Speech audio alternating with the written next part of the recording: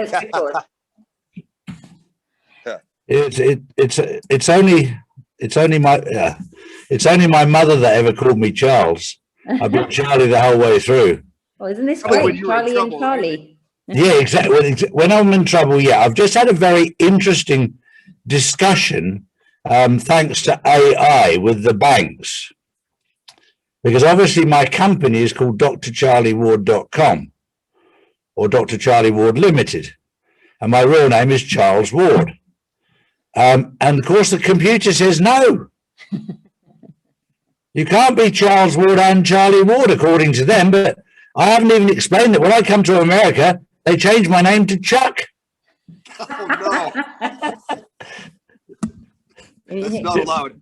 Yeah, exactly. So, yeah, no, it's absolutely amazing. First of all, massive thank you to you, Charles. You very, very kindly, thanks to Danny Karma, sent me over your book. Yes, you got it. Thank you. I'm glad you got it. Yeah. Oh, it gets worse. Oh, you got the rock. I've got the rock. You got a piece of Israel. Piece of Israel, yeah, 100%. It sits bang next to my cufflinks from. Oh, isn't that something? Tell me about it. Sorry? I think, can you come nearer the mic, Charlie? Can you not? Yeah. Yeah. Is this better? Yeah. That's cool. Yeah. Okay. It just sounded a bit faint. No, thank you very, very much for that and your kind message inside there. It's fascinating that with the 1111 code, I mean, when we start looking at the numbers, I first got introduced to numerology with Tom Sidney Bushnell, who's very much into numbers and numerology. In fact, he phoned me this morning when I was lying in the bath to say, I need to talk to you for 10 minutes. I've done the numbers on Tiger Woods. Because obviously Tiger Woods had a car accident yesterday. He's in hospital recovering. But it's interesting when things happen, Tom immediately reverts to numbers to find out the truth, because he knows darn well that the media won't tell the truth. So he's having to work it all out himself. Yeah. And this book, actually, Charlie, I got it about a year before this great awakening, and before I got to know about the synchronicities of everything. I'm actually born at 11/11. I've said this to you, and my first show with Charlie back in July last year, I mentioned it there, that this great awakening, as you refer to extensively in the book. I mean, it's just so much information, and it's so fascinating and powerful, how you draw reference to the number 1111 and 22. So I read it last year. I have to admit, I've got to go and revisit it to some of the chapters, especially seeing 22 everywhere, the power of spirituality in your book. They're phenomenal, and it just blows your mind, and you've just had some extraordinary experiences. So I would like to hear about that. I'm so honored to be here with both of you. I just can't believe I get 2 for 1 like this. Buy one, get one free. Indian. I'm sorry? Buy one, get one free. Yeah. It's a special deal. Charlie's the free one. I'm definitely free. Yeah, I'm going to be free here pretty soon myself. We're not recording yet, are we? Yeah. We are, but they can always edit off the front bit. It doesn't matter. No, it doesn't. I'm just curious, when we go official, are we off the record? Yeah, if you want it to be, we'll make sure they cut the first bit off. It doesn't matter to me. No, it's fine. I love these non-manicured shows. I'll put this up. This is going to go up. It's a lot more fun when you keep it authentic. When you look at television, it's all scripted, it's all edited, it's all done that way. This is why I've always tried to keep it as authentic as possible. The only time that we'll edit bits off the front or the back end is if there's any sort of naughty language or anything that's but apart from that, keep it authentic. Yeah, and also I don't know how to do the editing stuff, so I have to fair enough. So tell us about your book and your journey with this, because this is an incredible book. Yeah, so much.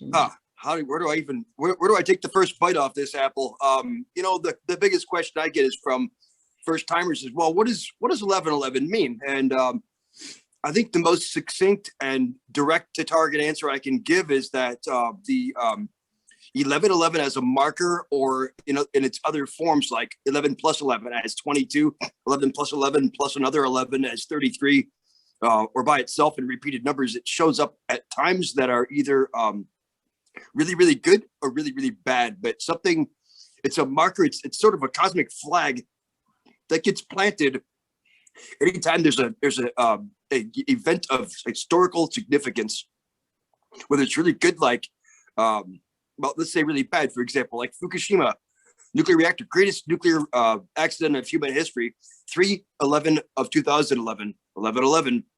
There we are. Wow. It marks something really bad. Yeah. September the 11th. Yeah. September the 11th. Yep. Yeah. There's mixed messages like Michael Jackson. I mean, he had all kinds of great things and all kinds of 22 signatures and all kinds of bad allegations too about the abuse. And every one of them had a 22 on it. I mean, Yeah. I can show you the page. Yeah, you talk about the assassination of JFK as well, and in reference to 22, Michael Jackson, the dates, people die, and it's like 11, 22. So there's a lot of significance to those numbers. And then you draw a reference to the Q movement as well. Are we allowed to say that letter of the alphabet on this program? Yeah, for sure. Okay. This is why I have my own platform, because I wanted people to be able to speak freely, and I've also had people on that. Out of 1,000 people I've had a few people on there that haven't connected with everybody. But the importance is to hear both sides and to hear every aspect. Some have come out and attacked me. Some have agreed with me. But if you wrap yourself up in cotton wool and only surround yourself with people that think the same as you, it becomes an echo chamber. So it's important to hear everybody's perspective and understand where they're coming from, so that we become a more tolerant society. Yeah, I think that's a noble endeavor, and I commend you for that, for having open ears and open mind. And in the end, let the evidence shake it out. Let the truth shake out on its own. It's like the truth is like a lion. You set it free, and it'll defend itself, right? Yeah, it certainly will, and it's important that we learn how to trust our own intuition. Yeah. I'm not asking anybody to believe me. I'm asking you to go and do your research. Yeah. Go and study yourself. I'll point you at the doors I would recommend you open up and look through. And then once you've reset your moral compass and you can understand truth and lies, once you can understand the fundamentals, then trust your own intuition as to what sounds right, looks right. And I said it many times, if it looks like shit and smells like shit, it's probably shit. Yeah, it's probably not a duck. Well, that's for the posh people. If it walks like a duck and quacks like a duck, it's probably a duck. Yeah. Yeah. Yeah, it doesn't pass the sniff test. Exactly. Yeah.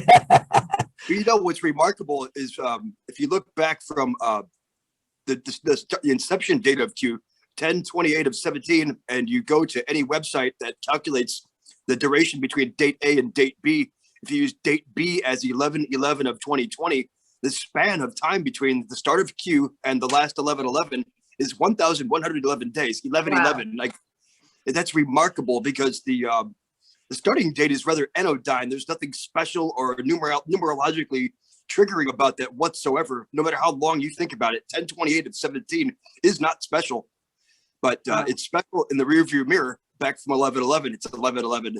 Remarkable. And isn't it interesting how it's interesting when you point out these numbers and these facts, how quickly we get fact checked. Yeah. Yeah. Go ahead and check the math, though. The math is the math. The math is the math, and the numbers don't lie. Yeah. I don't get any fight back. I have had absolutely nobody fight back to me, because nobody wants to get in and do the math like I have. But this is the part. This is what really, drew me to you, because you've applied sacred gematria, physics, engineering, and you've interconnected everything factually. How can anyone dispute that? Over 700 documents you've got here, where you've drawn upon your personal experience, you've applied physics, you've applied the spirituality, and like interconnected everything. So you're not just giving a lopsided view or an opinion, you're actually collating and referencing dates, factual dates. And there are no such things for me as a coincidence now. Everything is divinely orchestrated. It's the divine plan, and how it's all integrated, like spiritually, through physics and science, and synthesizing this knowledge is powerful. What you've done, I mean, it does blow the reader away, where you think, wow, like how you've managed to conceptualize all of this in a book with so much extensive research. And you've traveled to Israel, and you wanted to talk a bit about that when we were speaking, and yeah, sharing your experience about your travels to Israel. Well, thank you, Alpa, for the intro on that. Yeah, I started working for Israel Electric Company back in 2004. When I worked at the nation's largest the nation's largest power plant, period, happens to be coal-fired. They burn South African coal that comes up on ships through the Suez Canal from South Africa. And they've got a 2 kilometer long loading jetty that goes out into the Mediterranean from ancient Caesarea. So you've got in the shadows of this 980 foot tall set of 4 chimneys that make a great big 1111 in the sky.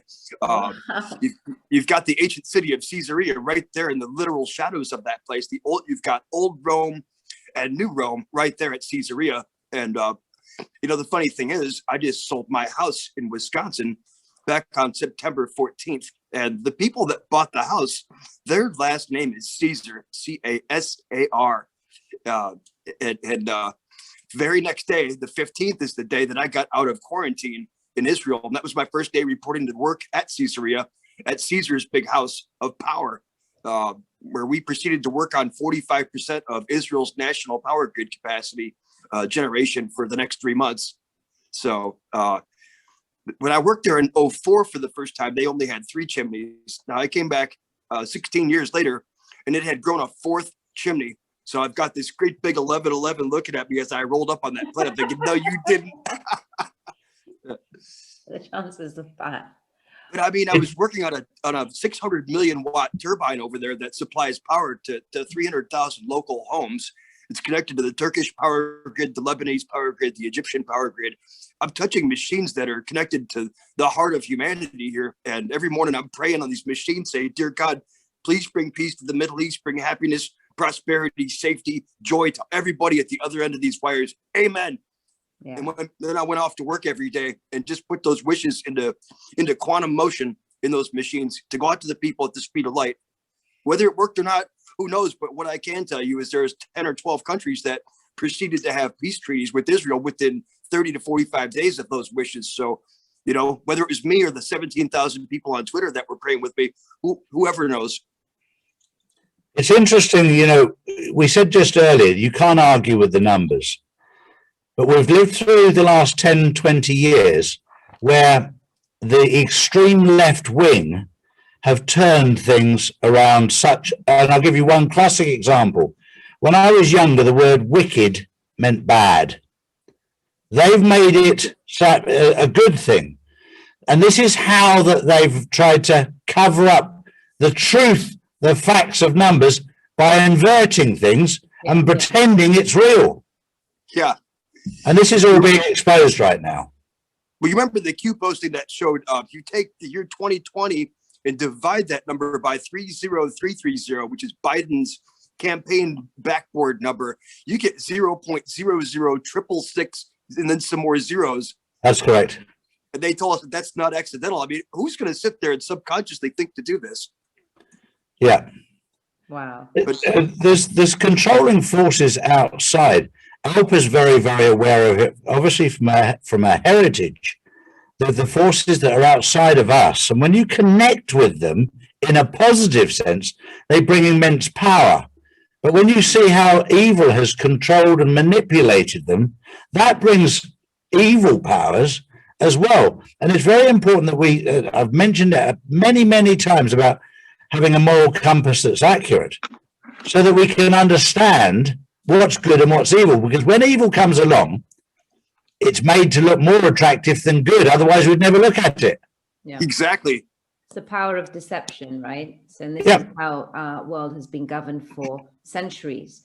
to, you know, deceive humanity into like idolizing and worshipping the wrong people outside ourselves. We've not been taught to go inwards and connect with our higher self and our spirituality. In fact, it's been fobbed off as being too woohoo and out there.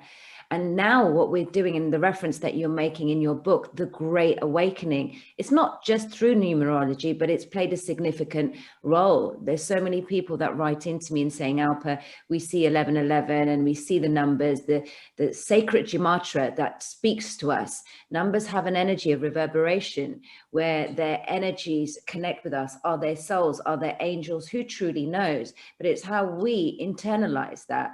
So a lot of people say, well, I'm beginning to start seeing 1111. My understanding or my understanding is that I started seeing it about 5 years ago, and it was just there everywhere. So you start thinking, okay, this is just a coincidence. I see 1111 on the clock all the time. And this is just something, you know, that I'm becoming into a habit of looking out for. Then you go to the supermarket and the chances of your bill coming up to 1111, you know, this code that I got for one of my Tesco's little stamps, right? The last 4 digits were 1111. So everywhere I go, it's 1111. And then being born at that time, which my mom decided to tell me like about 2 years ago, she goes, well, in fact, you're born at 1111. You know, it's like, oh my God, like, have I got this connection to this numerology? And then on top of that, when I got Kenzo, I asked the breeder, like, when's he born? And he's like the 22nd. So these numbers were really, really like, you know, screaming at me. And then other people, you draw upon other people's experience and start following the 1111 journey. There's so much on the internet about it. Like, it can be overwhelming, but it's important to see how it is connected for you in your own individual journey. And then I came across your book, obviously, and seeing you've written a whole like book about this, and, you know, with your own narrative, applying physics and quantum physics, engineering, the science, and it's just vast. So there is a lot of truth in this, and it's just fascinating. And so thank you for this. It's completely my pleasure. I gave out the first 2,000 copies completely free. This was a gift of service for me to humanity. And if I end up making some money from it, so be it. But first and foremost, let's get the message out there. But, you know, spooling back about 10 minutes, I mean, if you think about this inversion concept, they've been doing this for a long time. The misappropriation and rotation and flipping of symbols such as the swastika, formerly a symbol of Buddhism, of peace, of unity, of harmony. Not the Dharma. In the heavens, as a sky wheel, as a model of a galaxy that's spinning, has been turned into a sign of Nazism by rotating it 45 degrees and turning it from clockwise to counterclockwise. They've abused that symbol. Look at Disney Plus channel. What's their logo look like? It's the word Disney with a plus symbol next to it, and then there's a swoosh that goes up. Yeah. And what they're doing is creating an upside down cross subconsciously. The subconscious mind picks up on the symbology, whereas the conscious mind just flashes through it and thinks, wow, Cinderella, you know. Mm-hmm. That's the trouble. They've taken the pentagram, the 5-pointed star with 1 point up and 2 down. The symbol of the 5 wounds of Christ was a sign of beauty, a symbol of Christianity. Now we've turned it 36 degrees. Now we've got a goat's head. It's the symbol of evil.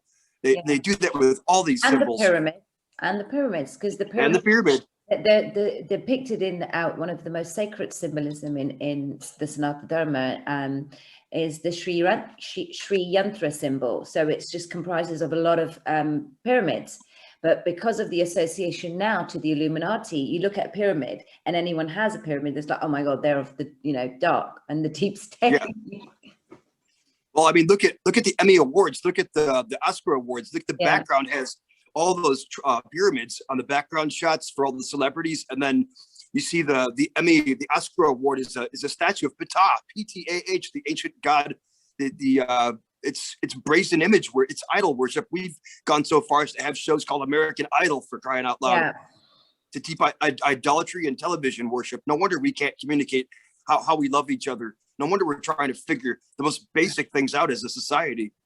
Yeah, and that was that was really drawn to in the book. Sorry, Charlie. That was a perfect chapter because it's really symbolic of what's going on today, with a celebrity worshipping. You know, we're so removed from loving self that we have to go outside and feel the need that a person of power such as celebrity, and that's what they've done. They've abused their power to subliminally program the way people think, and effectively, like that instant gratification of idolizing a celebrity. You know, this is the problem at the moment. I would love to have had a little bit more insight into Ricky Gervais's mind. He knew a lot more a year ago. In the Golden Globes, yeah. Well, yeah, that was brilliant, that speech. I look back at it now, knowing what we know now, and it sends shivers down my spine. Yeah, because he called them out before this started. That was unbelievable. The guts that guy had, the chutzpah to get up there and do that, remarkable. Yeah. Don't you think that was planned though? I feel that he was told to do that. Was it a white hat initiative? Because this was, you know, this has all been, if we look at some of the Q drops and what we found in our research, that the head of the Hydra has been cut off in 2016 before Trump came on. So everything that we're seeing is a pantomime, and the last 4 years acutely, how it has gone in its twists and turns. That's what we're trying to, you know, decipher and speculate, right? Everything at the moment we're speculating, we're deciphering. We don't know 100% which way this is going to go. So, but from my observation and a witness to this, and thinking that, okay, well, if this has been all done and everyone has capitulated to Trump, and, you know, Q has really got this, then that speech in itself was part of that plan and that initiation to, you know, start exposing the celebrities. I mean, he had guts. Would he have been able to do that before and got Probably away not. with it with the power of the cabal? So there, you know, these moves now, he would have been wiped out, taken out. I saw him in Hampstead just 2 weeks ago, strolling, you know, like with no fear. It was, I think it was an initiative by the White Hats for sure. It was a good one. Yeah. For sure. Yeah, it's incredible. Q always says, enjoy the show. Enjoy the show. Patriots in control. Nothing can stop what's coming. And I've been taking comfort with those kind of statements. God wins over the last, 75 days of silence from Q. Yeah. The other thing that's been very, very interesting that was pointed out to me 2 days ago was, if you listen very carefully to Donald Trump's initiation, his speech when he was inaugurated, in 2017, and you look at the timing that the military came down behind him, and then when they left after he basically he went into the exposing of what he was going to do. He thanked everybody for their service, and then he moved through the process. And I mean, wow, when you're informed as to what was said then, and you look back at what he said then about giving the power back to the people from the elite in Washington. This was on his first day in power. So this was all very, very carefully thought through and planned. And you're absolutely right. It's been a pantomime the whole way through. We know the destination, 100%. There's no question about the destination. It's just the journey has been entertaining, to say the least. Yeah. And it's probably not the route that I would have taken, but I'm not in charge. I'm just having to second guess and try and work things out. And I haven't always been right, because they've taken some turns that I was not expecting. But when you look back at the reasons that they took those turns, you just go, wow, that made sense. Future proves past, right? Let me put a log on the fire real quick, if that's okay. Yeah, of course. It's a beautiful fire. Yeah, thank you. Oh, it's a nice background. Isn't it just? I know. Well, bless him. It's about 3:15 in the morning for him there, I think. So he's a trooper. He's been really excited to come on. What state are you in, Charlie?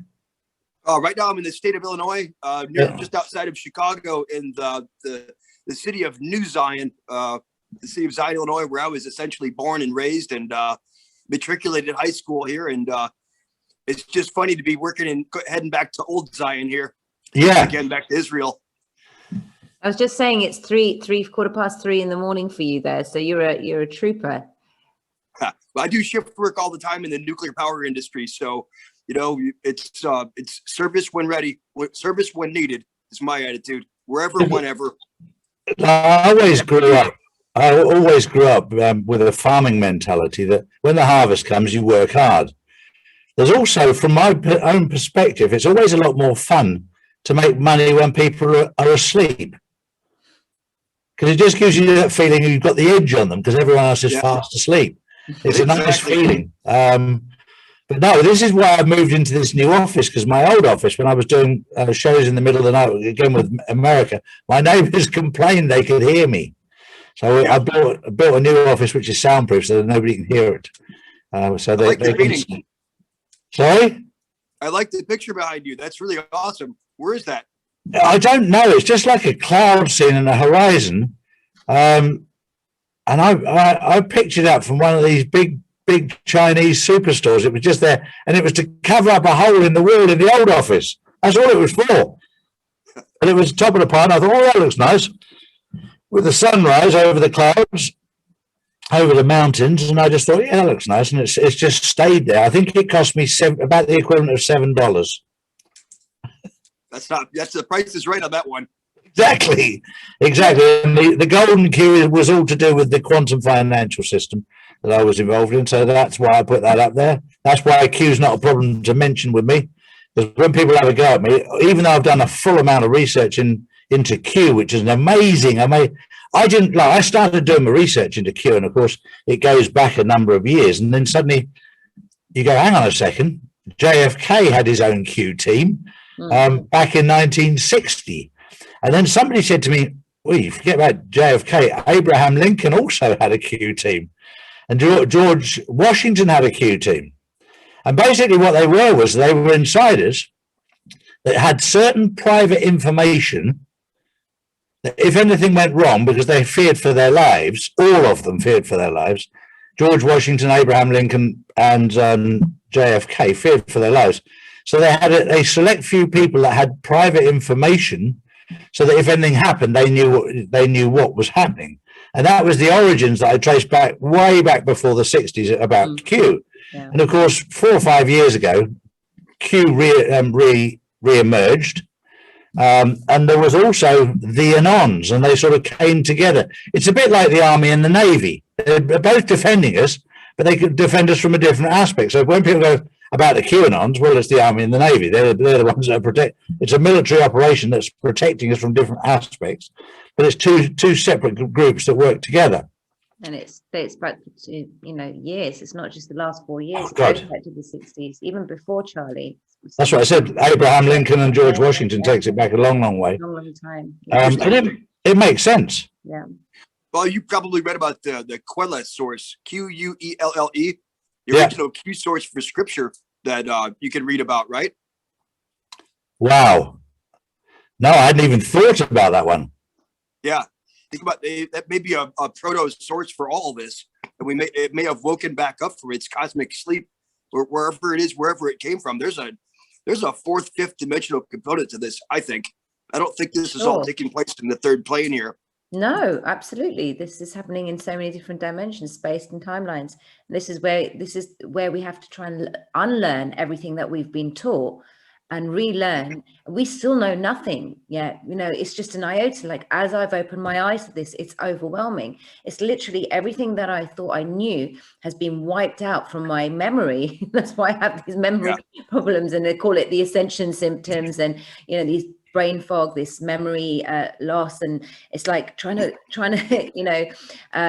draw upon what I used to know, and now relearning all of this in a spiritual context. That's what is interesting for me. So when you explain some of this stuff in your book, it's very powerful information, but it's very overwhelming, and you're like, wow, what? And Q has been so demonized in the mainstream media, which is the biggest bioweapon against humanity at the moment, and the greatest fight that we're having. So the credibility of Q is like, with the mainstream, just has gone downhill, and we're fighting against trying to convince people that actually they're the good guys.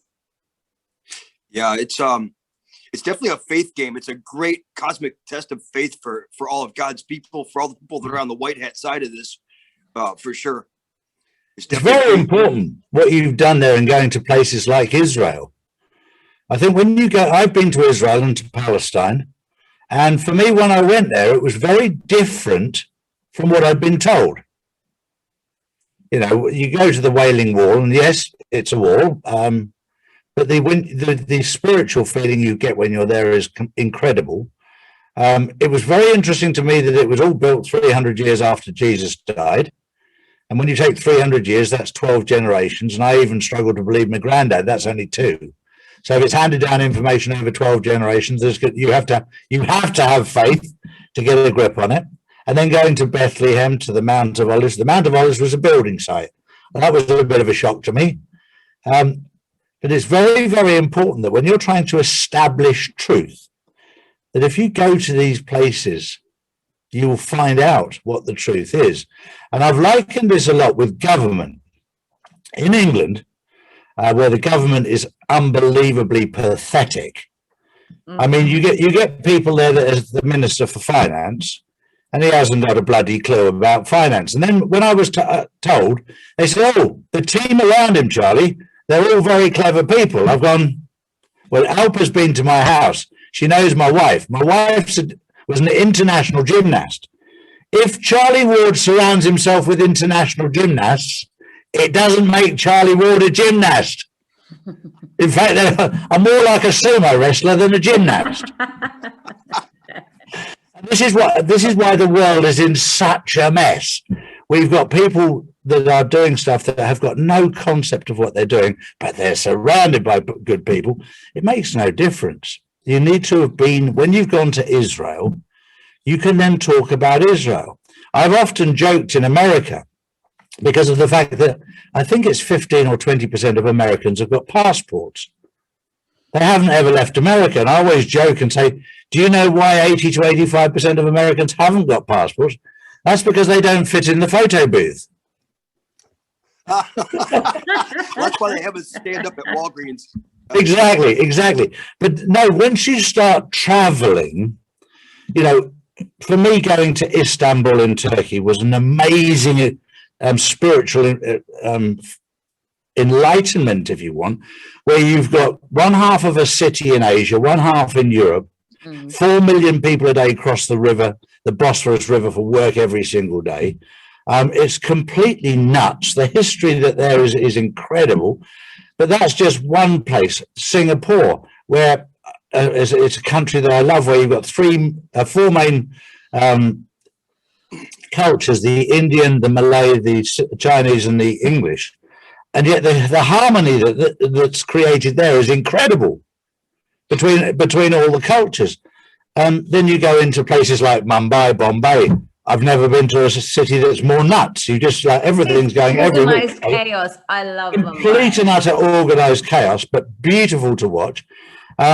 You go into Bangkok. The song "One Night in Bangkok" by Murray Head. You really, it makes a hard man humble. Boy, doesn't it do that? You go into Beijing. What an amazing, massive city. You go into New York in the old days before the Comos took over. A city that never slept. Now it's fast asleep. It's in a coma, in a Como. But it's you know, these cities around the world. You go into Moscow. You go into. There's so many amazing places around the world. And one of my favorite cities, which nobody's ever heard of, Ouagadougou, which is the capital of Burkina Faso. Western Africa. Exactly. But it's just these places, they're all different. And when you go there, you can talk about it from here rather than from there. Yeah. And when you meet I've met Aborigines, I've met Maoris, I've met these tribal people in Africa. And then you can start to communicate. First of all, they look at you going, "You're nuts. What are you doing coming here? It's dangerous." It's not dangerous if you go in there with a pure heart. Yeah. But then you can learn. Fear. And no fear. People can pick up on tensions. People can pick up what you're putting down in terms of, are you projecting positivity? Are you projecting love? Or are you projecting judgment? Like when you cross somebody on the street, People can read it pretty quick. Yeah. You put on a force field. Yeah. Yeah. I was speaking to a spiritual gentleman the other day, and we were just talking about when you drive around roadblocks here. We had it crazy in Spain for a bit. And he just looked at me. He said, I've put some protection around you, Charlie. The police now will not even see you. And from that day to this, even when there's been roadblocks, they just wave me through. I'm like, wow. Yeah. It's energy, right? It is. Yeah, everything's energy. It is energy. Charlie, Well, tell me, what's been the reciprocity for your book? I mean, there's just so much information there, but how have people that you know, family, friends, and just people who've bought it, like what's been the feedback for you?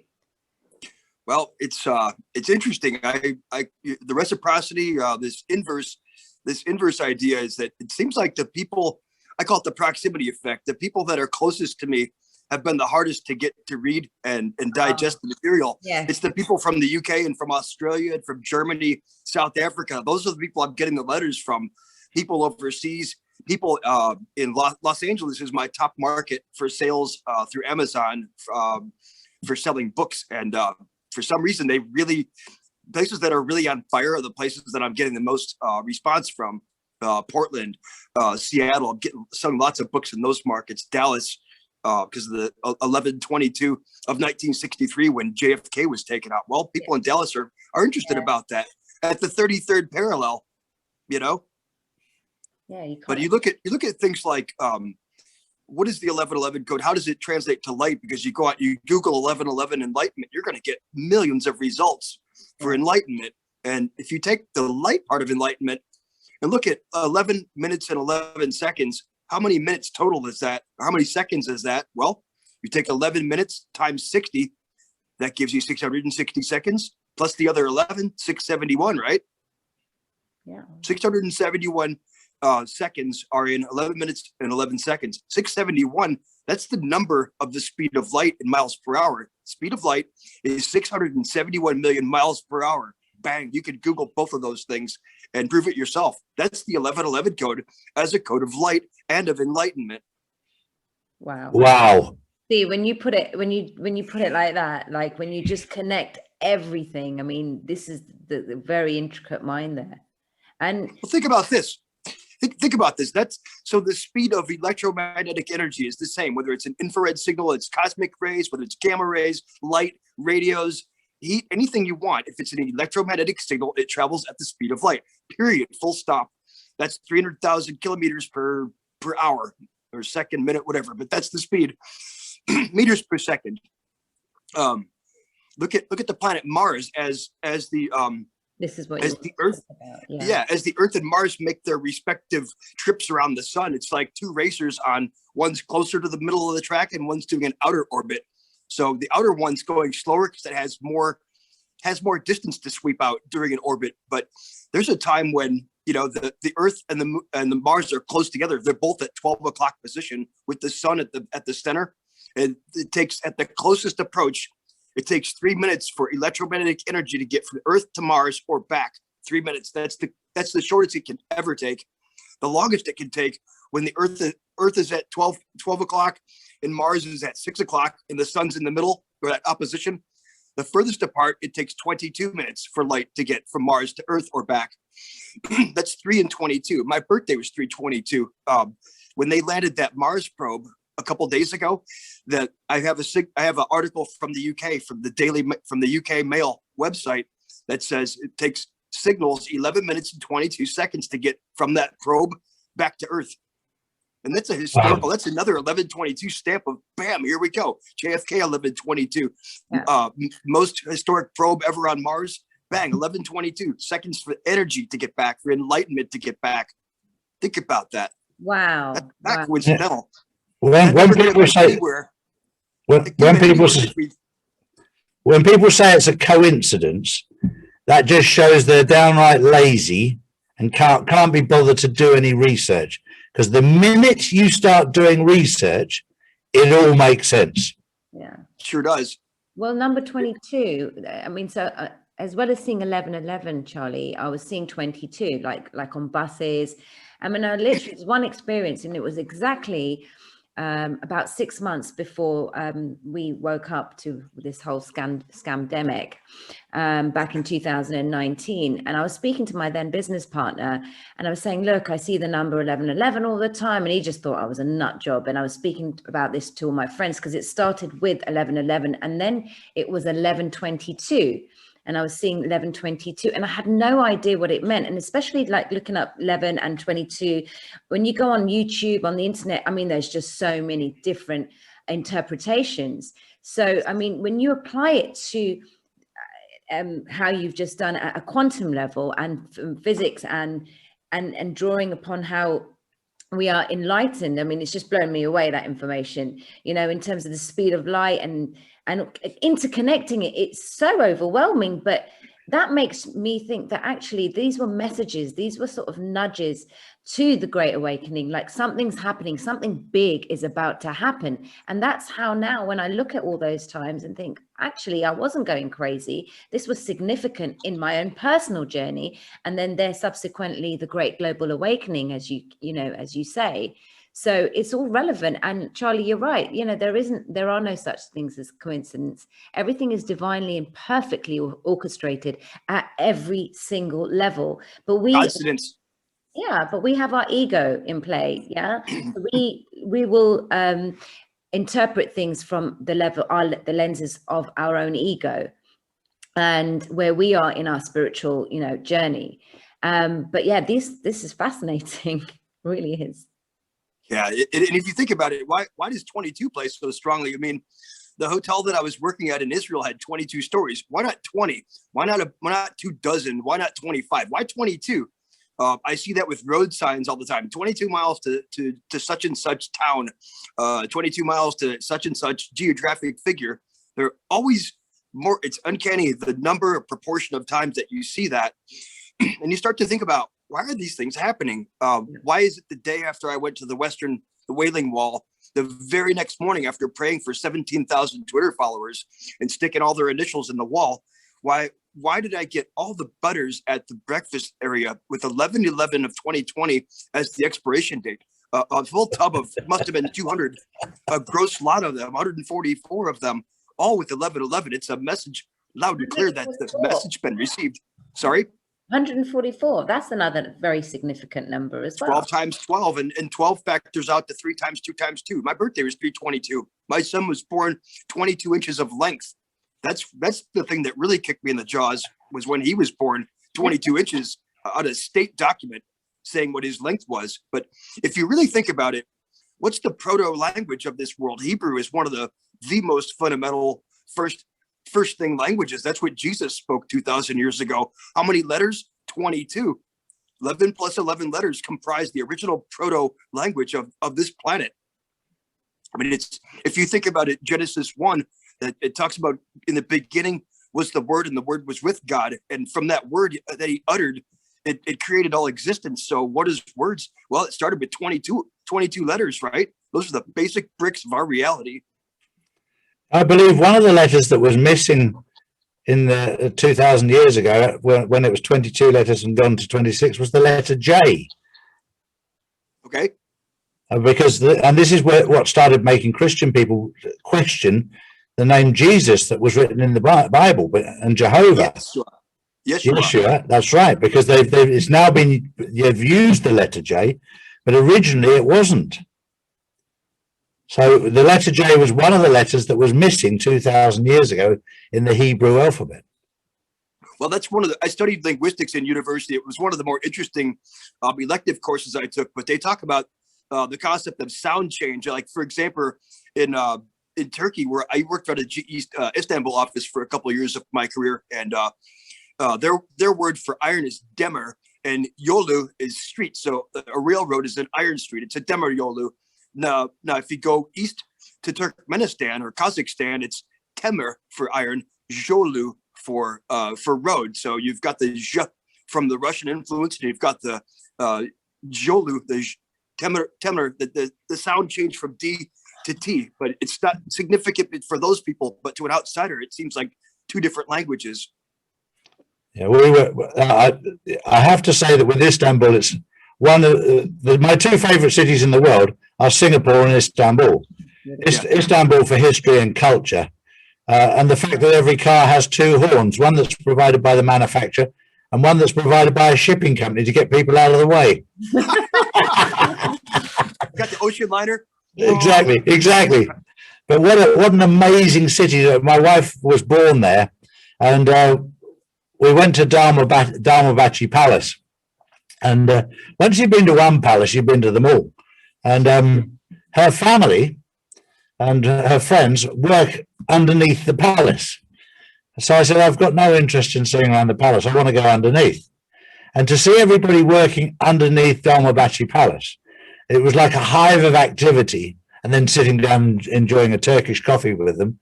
But to see the underbelly is like looking like a boy looking at an engine on a car. I mean, I found it really exhilarating.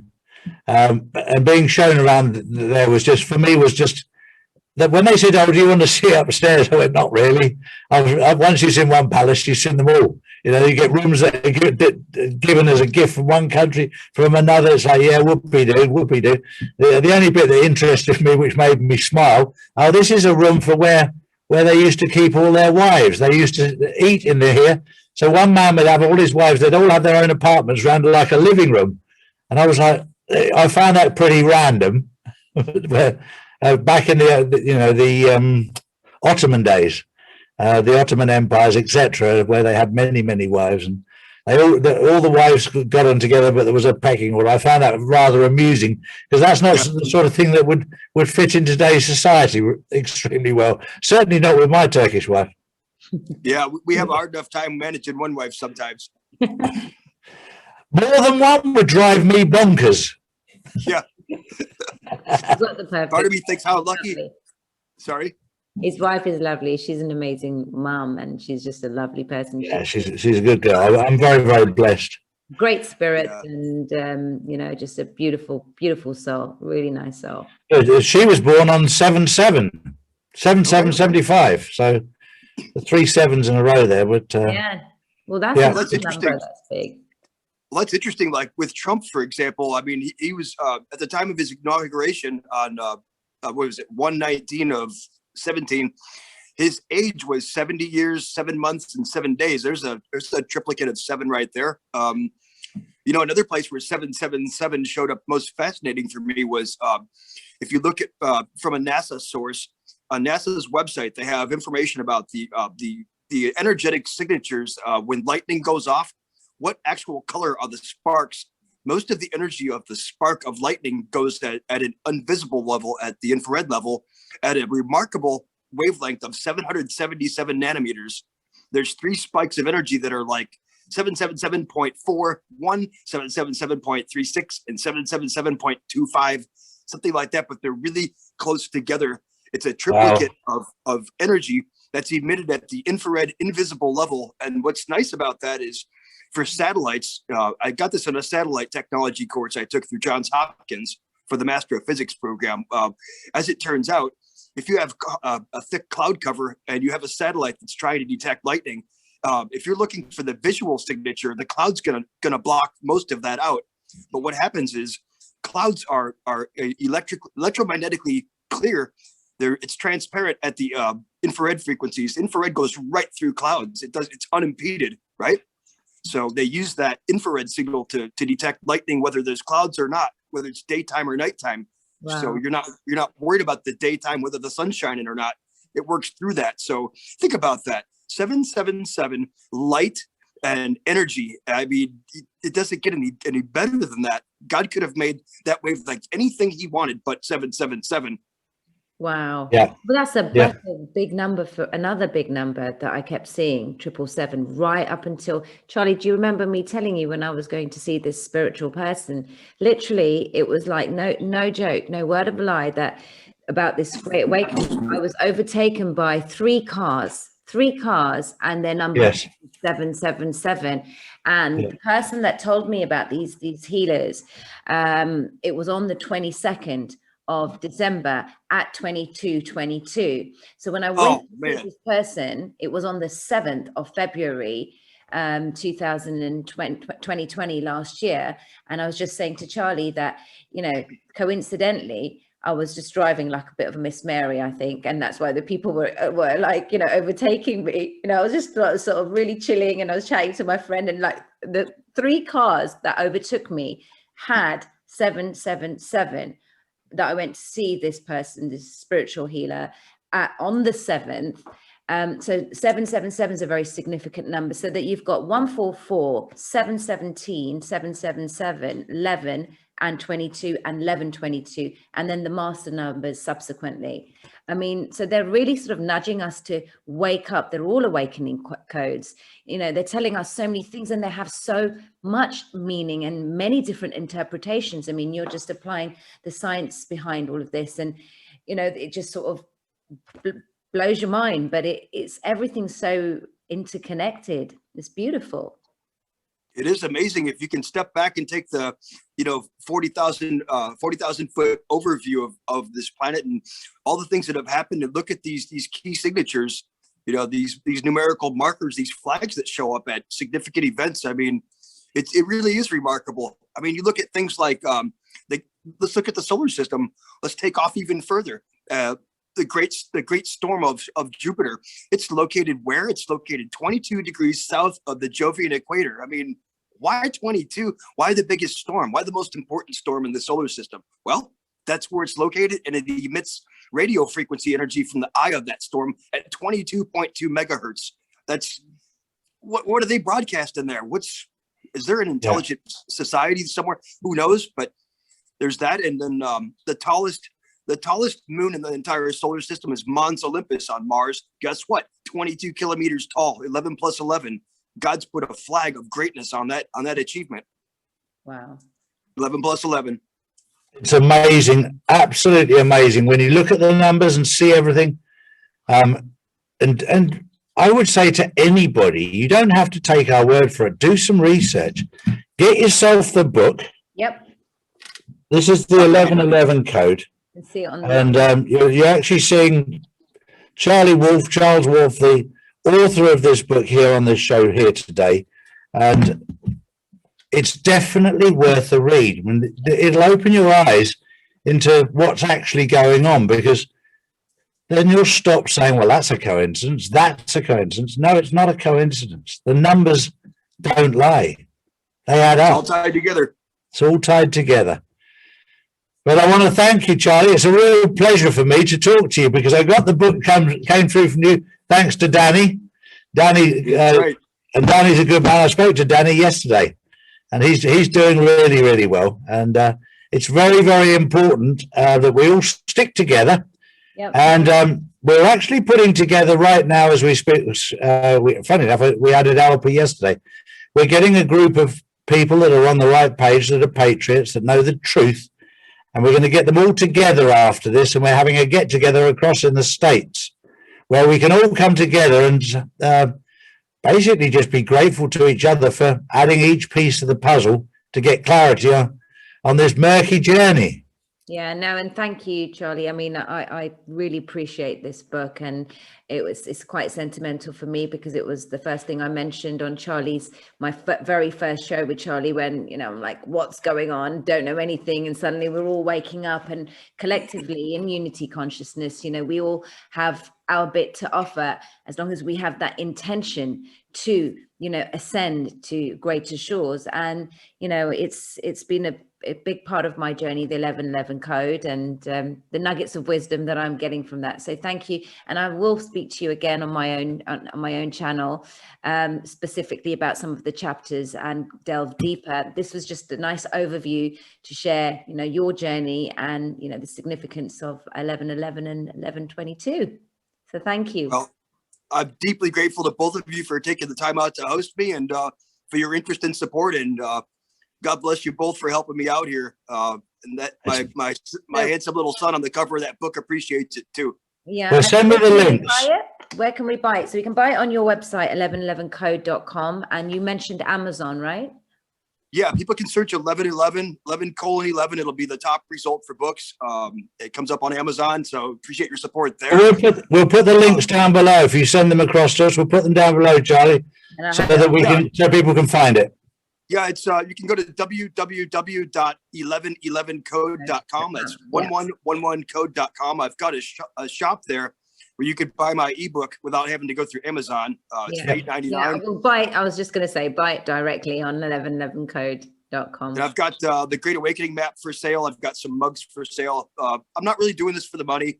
Do this for Human Awakening, but I know, if you want a piece of the action, that's where it's at. And I appreciate everybody's support in advance. And what an honor to be invited on your show to both of you. Thank you so much. Pleasure to have you here, Charlie. Thank you very much, Alpa. Thank you. I'm deeply grateful. Thank you.